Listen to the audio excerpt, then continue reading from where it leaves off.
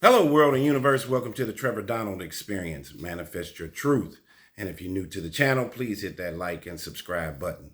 And for all my continued followers, I want to say thank you. And this is an opinion-based video channel where I try to open your eyes and ears up to some of the travails and tribulations that take place throughout our cities, our states, our country, and sometimes around the world. And this story I got to give to you that's coming straight out of Houston has everything to do with gun violence. And before I get started, we have to remember that 2 days ago, Republican conservative pundit Charlie Kirk got shot and killed on a Utah University campus. Remember in Minnesota, a few weeks prior, there was a gunman, transgender person who took action and shot up a church doing a church gathering, and at least 2 kids were killed in that instance. What is going on with all this gun violence? You're seeing a lot of it in our urban markets, but it is stretching across your city, your state, and even our country. And where does the NRA play in it? You have to ask the question, do guns kill or do people kill? That's a debate issue. Are there too many guns on the street? Here in Missouri, for example, this is an open carry state. So you can have a weapon without a license per se, and you can openly carry it, even in certain public places. However, in the state of Illinois, which is just right across the river, it is not an open carry place. So if you do have a weapon, on you in your car or whatever, the bullets and the gun have to be separate. In the state of Texas, where this story is coming out of course, Texas is an open carry state. But people have to remember, even in Missouri and Illinois, even though you can openly carry a weapon, that doesn't mean you can just go out and just shoot people. Even if you have an altercation in public, there are even issues if someone breaks in your home and you catch them and they're running out the door. If you shoot somebody in the back, you could be in a lot of trouble. So just because Missouri and Texas are open carry, that doesn't give you an open right just to shoot anybody at any time. The level of lawlessness that we are seeing, and the level of gun violence and the level of inhumanity, the inhumane feelings that we have towards one another is rising each and every day. And a godless soul that we're seeing as a temperament in America today. There's way too much gun violence taking place, no matter if you're black, white, green, blue, or what have you.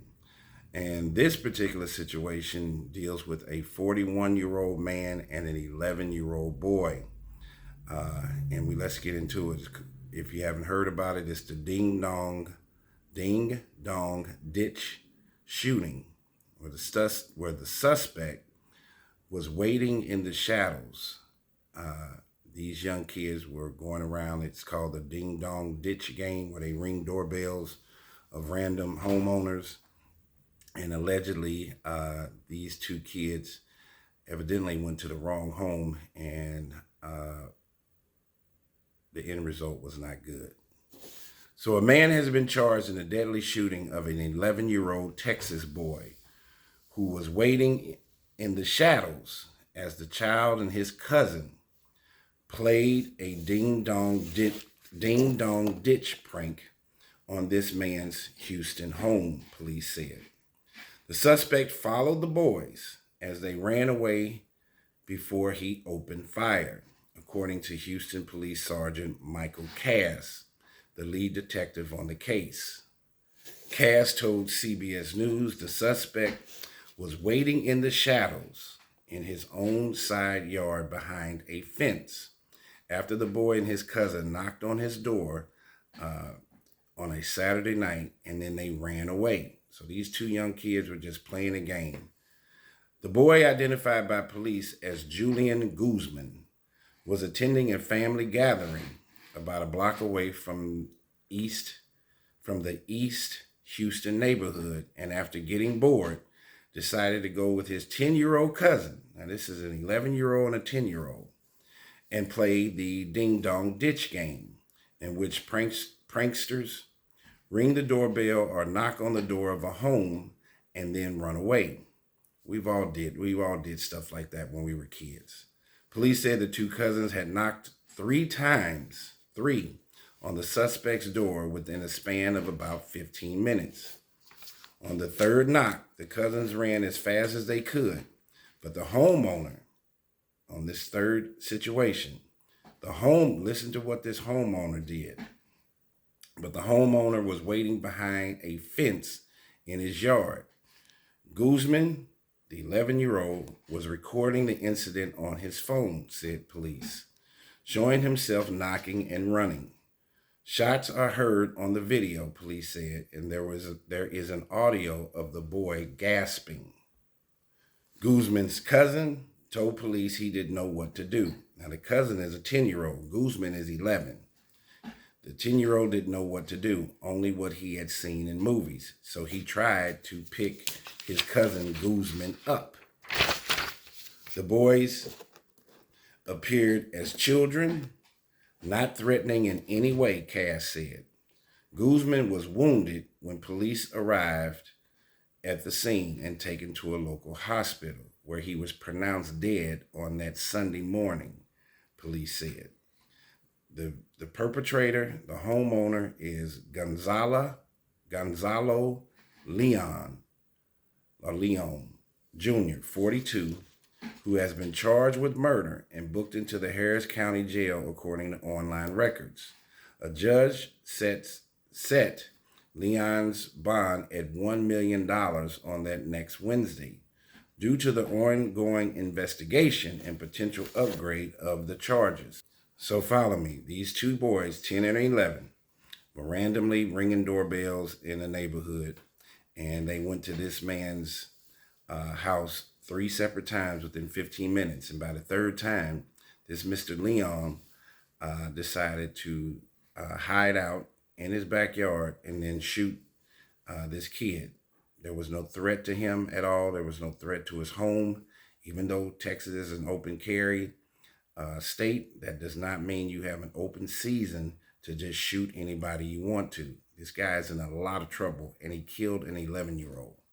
Police said Leon is a former Army veteran who was deployed and spent time in the reserves. He was disabled in combat and honorably discharged, his defense attorney said at his court appearance on that Wednesday. But this guy has to be encapsulated. Here again, look at whether it's Charlie Kirk getting assassinated 2 days ago, the Minnesota shooting at the church, some of these shootings that have taken place on college campuses at Emory University, Villanova. Mental illness, untreated and undiagnosed mental illness, and guns don't go together.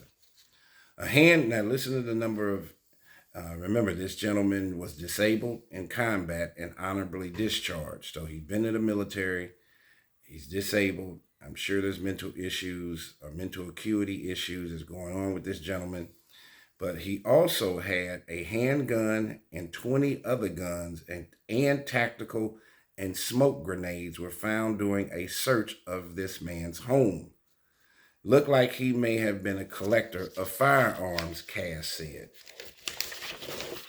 Police said they found Leon at a hotel in La Porta, Texas, with a packed car. The hotel room was booked for 3 days, Cass said. Then this gentleman, 41-year-old Mr. Leon, has a wife and a 2-year-old child. And they went to the hotel because media was surrounding his home. So he left his home after he committed this heinous crime against this 11-year-old. But look at the dichotomy and the hypocrisy here.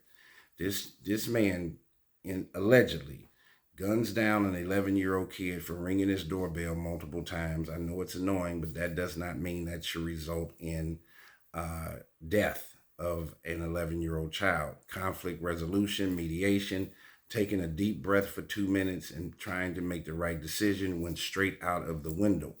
And the dichotomy and the hypocrisy here is this gentleman has a 2-year-old child himself. So when he's looking in the lens of these two boys that are, instead of him calling the police, saying that these kids are arbitrarily ringing doorbells and disturbing the neighborhood, he decides to police himself and go out and shoot an 11-year-old unarmed. I think this is a classic case where this is not stand your ground, and this man made a poor decision, even having a wife and a 2-year-old child. I guess not one time did he look at that 11-year-old and see himself or see that that could be his son, brother, nephew, or any of that sort. The level of inhumanity that we are living in today, the number of guns on the street, the rash decisions that we're making, and the callousness that we have for life has to turn the corner in a more positive way.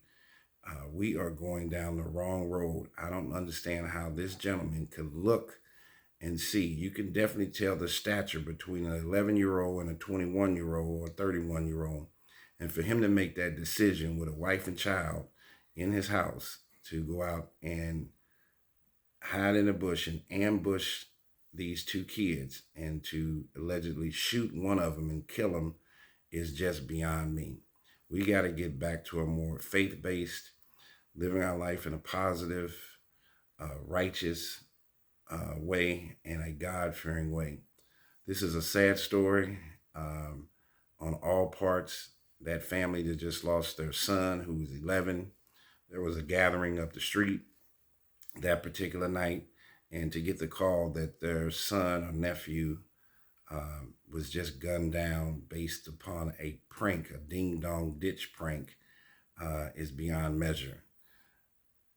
This man has a lot to answer to, not only to law enforcement and to the court system, but what about to his wife and his 2-year-old? He just changed his life, and he definitely changed the life of that 11-year-old that he shot and allegedly killed. We got to get to a better place. There are way too many guns. There's way too much gun violence throughout all of our cities and counties and states. And we need to have more hugs and love than this level of gun violence that's taking place. Tell me what you think. This has been the Trevor Donald Experience.